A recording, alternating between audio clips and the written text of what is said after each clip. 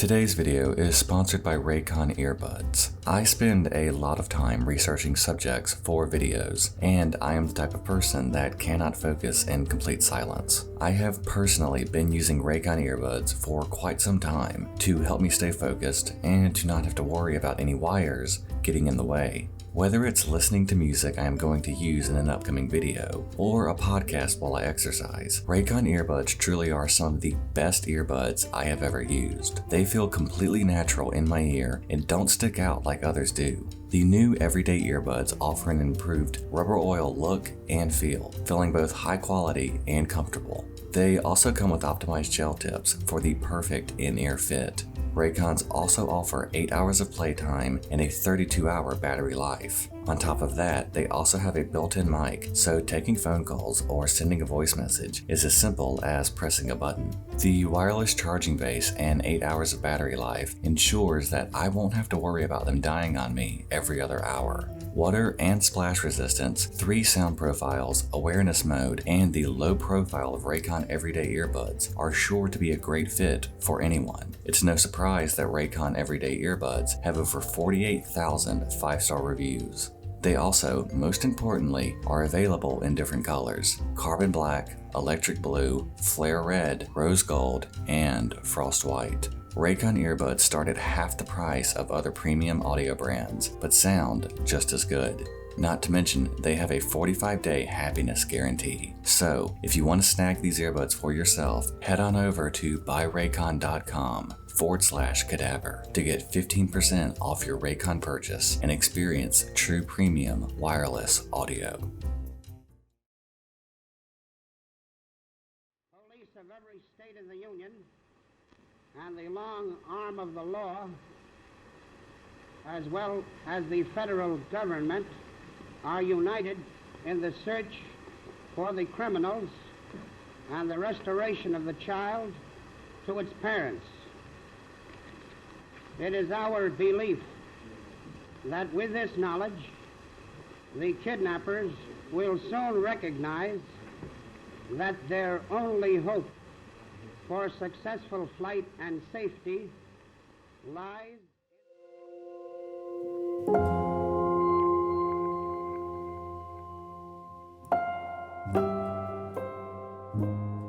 In my last video, I talked about the Hall Mills case being forgotten about due to a number of reasons, one of those being the Lindbergh kidnapping. I know that it is a case that most have at least heard of, but when I started looking, I noticed it wasn't as discussed as I originally figured it would be. So I figured that it would be a proper follow-up to the Hall Mills video. The overall story of what occurred with the Lindbergh case has been very well documented, and it was another instance of a crime taking place that took the world by storm. And unlike a lot of my videos, this one is labeled as solved. Yet there were a lot of theories that pointed to who they accused and convicted of the crime was in fact innocent. I also wanted to talk about this because of just how important this case was to law enforcement. Things that are normal for the justice system today are in fact a result of the Lindbergh case. But enough of me rambling, let's jump right into it. This is the true story of the kidnapping of baby Lindbergh.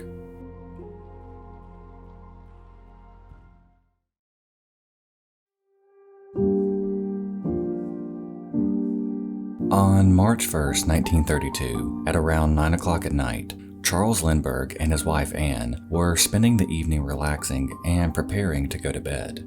All seemed normal in the massive 2.5-story house that the famous aviator and his family called home. Around 10 p.m., the nursemaid Betty Gow made her way to the bedroom of 1-year-old Charles Lindbergh Jr., and to her horror, she found the child's bed empty and the window open. She rushed to the window and saw a broken ladder lying on the ground. Betty ran out of the room, yelling for Charles and Anne. The parents rushed back upstairs and into their son's room and quickly began examining it. Seeing that their son wasn't there, while frantic, they continued searching and discovered something that made their stomachs drop. On the windowsill, Charles found a ransom note. Skimming the words and seeing a demand for money, the realization hit him that his son had been kidnapped. Charles and the family butler, Ollie Waitley, quickly made their way outside and searched the grounds. They made their way over to the ground that was below the child's room. There, they found a broken wooden ladder and the blanket belonging to Charles Jr. Staring out into the dark woods that surrounded the Lindbergh home, Charles knew that there was no time to waste. Both he and Ollie made their way back inside, and it was then that Ollie telephoned the police and Charles telephoned his attorney. Shortly after the police were alerted, the Lindbergh house was locked down by authorities as they began to interview Charles and Anne, as well as examining the scene. During this initial investigation, several errors had been made, such as countless police officers stepping in the area where the ladder and the blanket were found, and the ransom note was handled by at least 5 different people, barehanded. The window and windowsill were also touched by several people as well. A fingerprint examiner arrived on the scene around midnight, but was unable to find any usable fingerprints. The examiner was also unable to find any footprints, even though the bedroom floor contained traces of mud. This led authorities to believe that whoever did this wore some type of cloth or wrapping on their shoes. They also figured that since there were no usable prints on the windowsill or the ransom note, that whoever wrote it wore gloves. The ransom note in question stood out to police due to how poorly it was written. This is what the ransom note said. Dear sir, have $50,000 ready, $25,000 in $20 bills, $15,000 in $10 bills, and $10,000 in $5 bills. After 2 to 4 days, we will inform you where to deliver the money. We warn you for making anything public or for notify the police the child is in good care. Indication for all letters are signature in 3 holes. The signature the writer was referring to were 2 blue circles with a red circle in the middle, with 3 holes punched in them, one in the center of the red circle, and the other 2 on the left and the right of the blue circles. The ransom note was thoroughly examined, and it was concluded that it was all written by the same person. As the investigation continued further into the night, the ladder was the next focus of the police. They knew that this was obviously how the child was taken, but what stood out was that the ladder was broken. It was as well examined for any kind of fingerprints, but again, none could be found. By the following day, the news of what had happened was hitting the country by storm. Within 24 hours of the kidnapping, the FBI had arrived and assisted the New Jersey police on the case. The thing about this entire event that stands out here is that Charles Lindbergh was a very well-known name throughout the country. He was seen as a hero in aviation, and he was the first person to fly non-stop from New York to Paris solo, completing a 3,600-mile or 5,800-kilometer flight in just over 33 hours. This accomplishment not only made him a household name, but allowed him to rub shoulders with some of the most powerful people in the country. To have an American hero's son kidnapped caused an outcry from the public to solve this case. Police knew the magnitude of what they were dealing with, and it could be that due to Lindbergh's social standing was why Charles himself, at many points, especially at the beginning, seemingly led the entire investigation. For the first 2 months of the investigation, the operating center was actually in the garage at Lindbergh's home. No move was made without Charles knowing, and many of the decisions came down to if Charles approved them or not. And in the following 2 months, many have debated on if how everything was handled led to the outcome that shook the entire country to its core and led to the public demanding justice for little Lindy.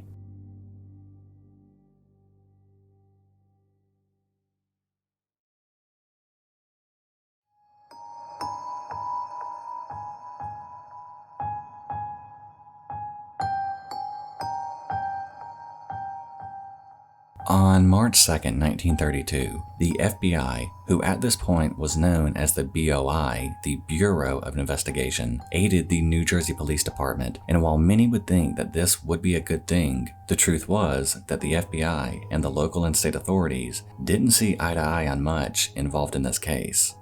The FBI would sit on the sidelines for this time, continuing to offer their assistance when requested. On March 6, 1932, another ransom note was delivered, and this time they had increased the ransom from $50,000 to $70,000. The only issue that Charles had with this was not the money at all, but it was the fear that the kidnappers would simply increase the money more and more, and he would never see his son again. Due to Charles being such a major part of the initial investigation, he was able to be at the center of any and all talks on who could be behind the actual crime.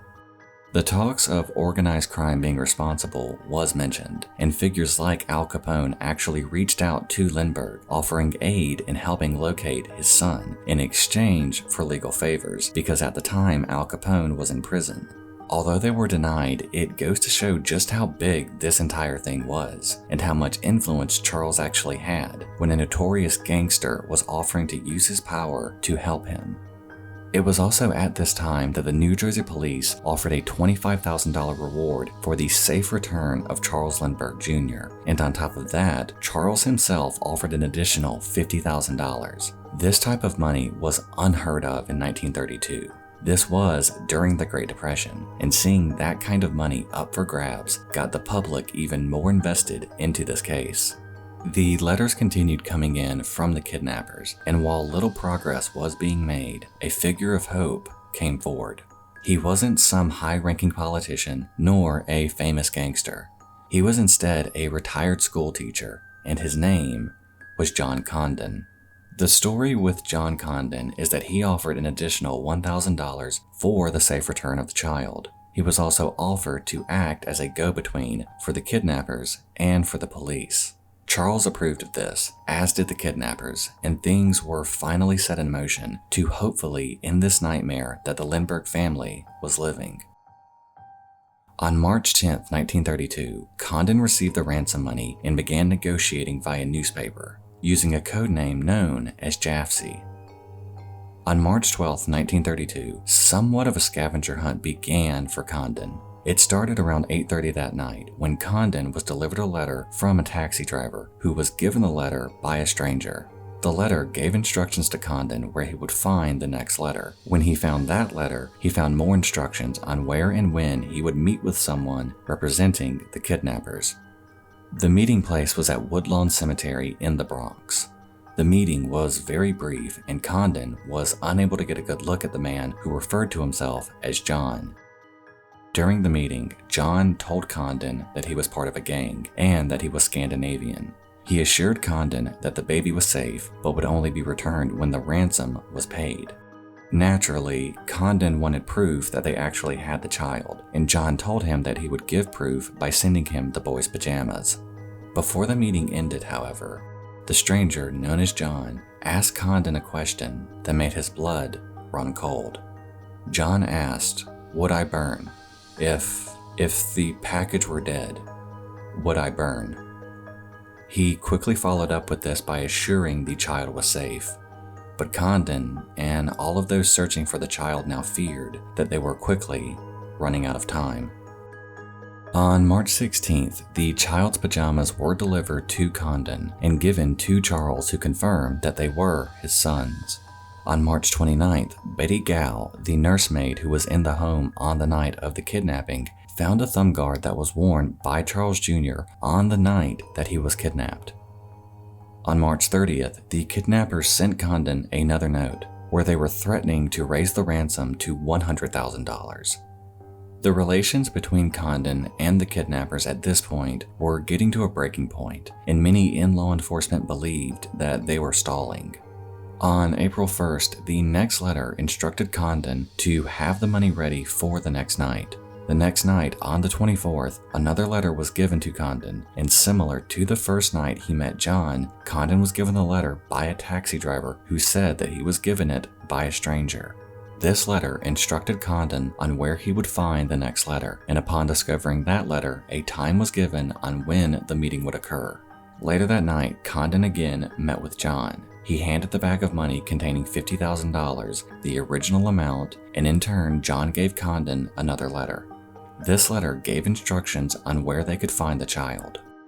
The letter went on to say that he was on a boat named the Nellie, and that it was near Martha's Vineyard, Massachusetts. The next day, a large-scale search was made in the Martha's Vineyard area, but unfortunately, neither Charles Jr. nor the Nellie could be found. It was obvious to Condon, Charles, and the police that they had been set up. The location, or even knowing if the child was alive, was now anyone's guess. And it would remain in this state for over a month. That was until May 12, 1932, when the outcome that nobody wanted came true.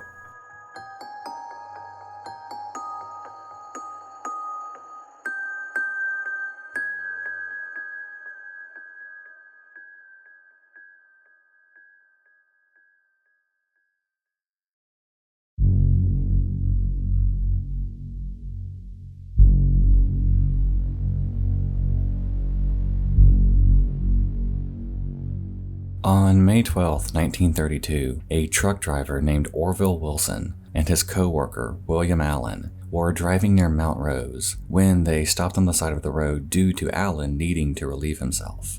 Upon returning to the truck, Allen froze in his tracks as he saw something sticking out of the leaves. He made his way closer, and to his horror, he discovered the partially buried remains of a baby. Knowing this could very well be who the entire state was looking for, Allen ran back to the truck and the two men quickly alerted authorities. Upon examining the remains, they could quickly tell that the skull was fractured, and they also made note that it appeared to be a quick burial. Identification was made by Betty Gall and Charles Lindbergh. There were also reports that parts of the body were missing, and police assumed that this was due to scavenging animals. The coroner examined the remains, and after an examination, it was ruled that the cause of death was due to a blow to the head, and that Charles Jr. had been deceased for nearly 2 months. The full attention of this case was now to find whoever was responsible for this horrible crime.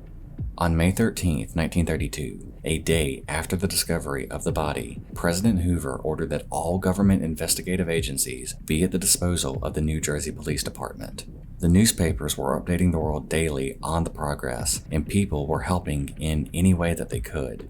And the FBI actually used this to their advantage by getting banks involved. The FBI informed all major city banks in the area of the ransom money and to be on a strict lookout for it. Some of the money given as ransom were actually gold certificates that were soon going to be taken out of circulation. This was done in hopes of the kidnappers spending the money much quicker. It eventually led to most of these banks being given booklets on what exactly the serial numbers were. As time went on and little progress was being made, this extended past banks and eventually gas stations, grocery stores, airports, department stores, post offices, and even insurance companies were all given these same booklets on what the serial numbers were. The net that the FBI was casting was growing bigger and bigger by the week, to a point that things from the scene of the crime were being re-examined and some new information actually came forward from this. Investigators concluded that the ransom note was obviously written by someone who didn't speak English fluently, and they went even deeper and speculated that the writer was German. They then focused their attention on the ladder used. Upon re-examining it, it was found to have been poorly built, but that it was built by someone who had some skill in woodworking, and that they were possibly mechanically inclined. They went even further by hiring an expert in wood, a man by the name of Arthur Kohler, who actually took various pieces of the ladder apart and examined them, and he was able to trace some of the wood back to nearby factories. This, however, will come back into play later in the video. While physical evidence was being examined, the FBI was also closely monitoring the ransom money and the gold certificates. And over the course of several months, they began to see significant progress in this method. On August 20th, 1934, and continuing into the next month, 16 gold certificates were discovered, and most of them centering around the areas of Yorkville and Harlem. As the investigation continued, the method of watching the money paid off, as the circle began to close in. Law enforcement agents were able to get witness statements from those who were given the gold certificates as a form of payment, and as more people were interviewed about who was using them as payment, the description that they would give would continuously match the description that Condon gave when describing John. Granted, Condon never got a perfect look at his face, but he did go on to state that he would never forget his face. So I guess take that how you want. The big break came on September 15th, 1934, when a gas station attendant quickly alerted authorities that they were paid with a gold certificate, and that this man had used these same certificates in the prior weeks. The attendant was suspicious of this, as they were made aware of how to spot the ransom money. This led the attendant to write down the license number of the car. When the FBI searched this number, they got a hit, and that it belonged to a man named Bruno Richard Hauptmann.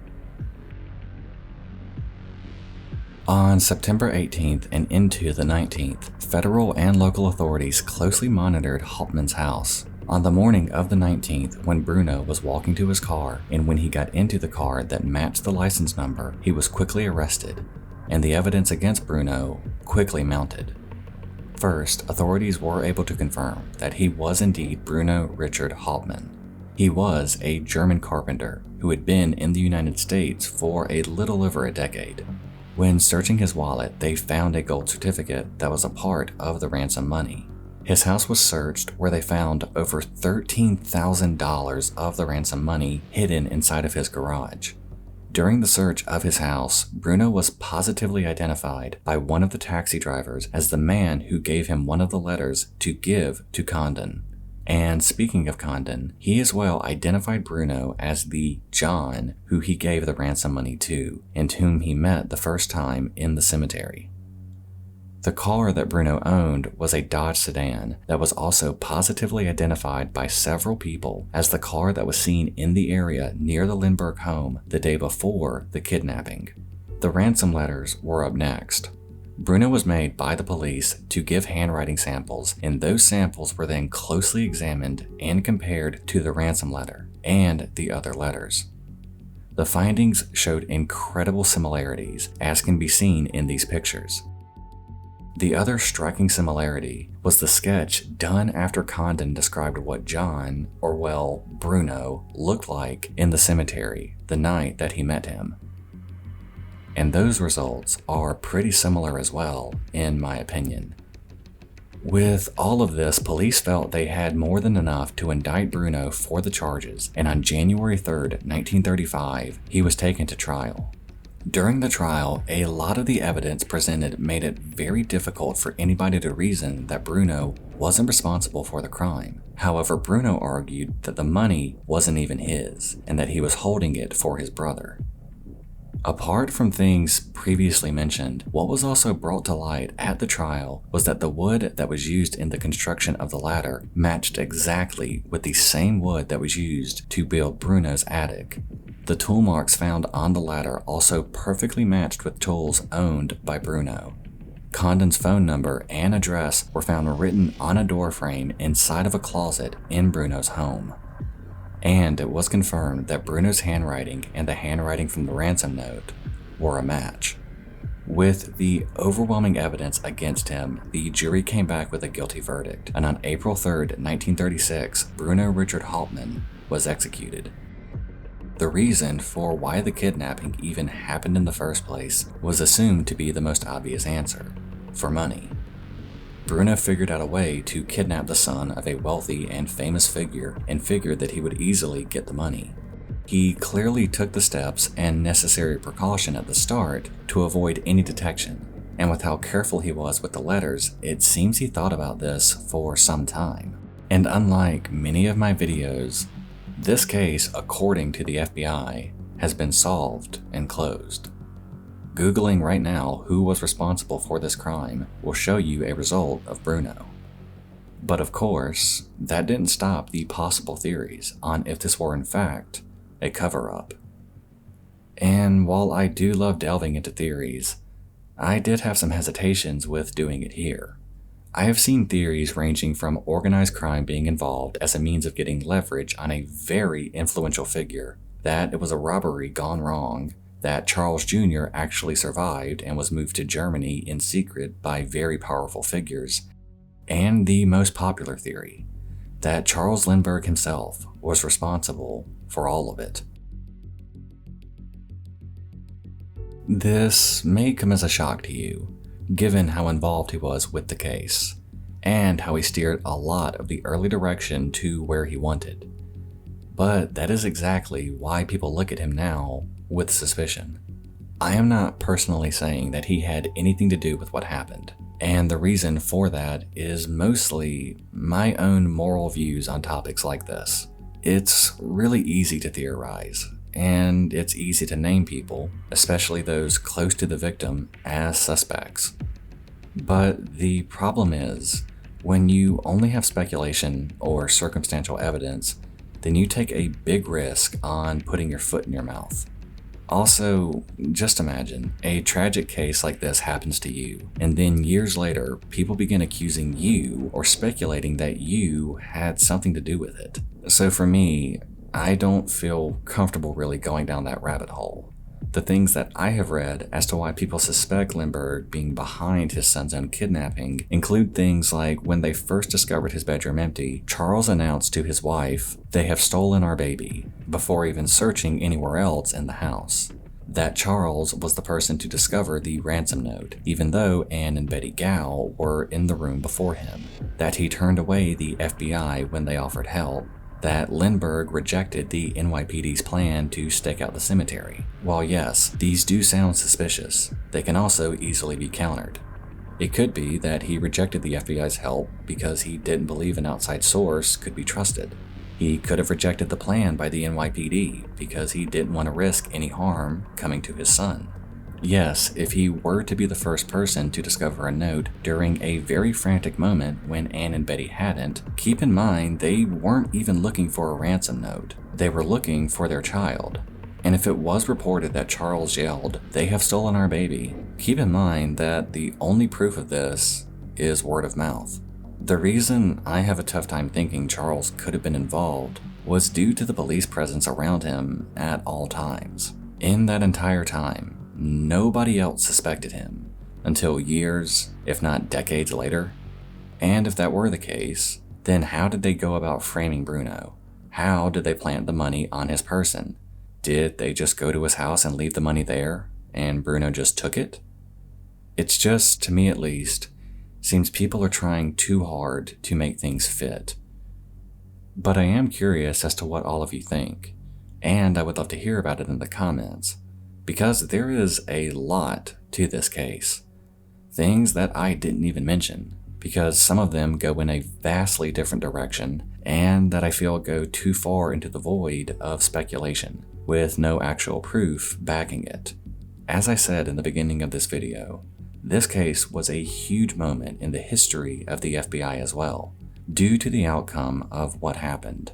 Kidnapping a victim and taking them across state lines became a federal crime, a law that still remains, to this day, as a direct outcome from this case.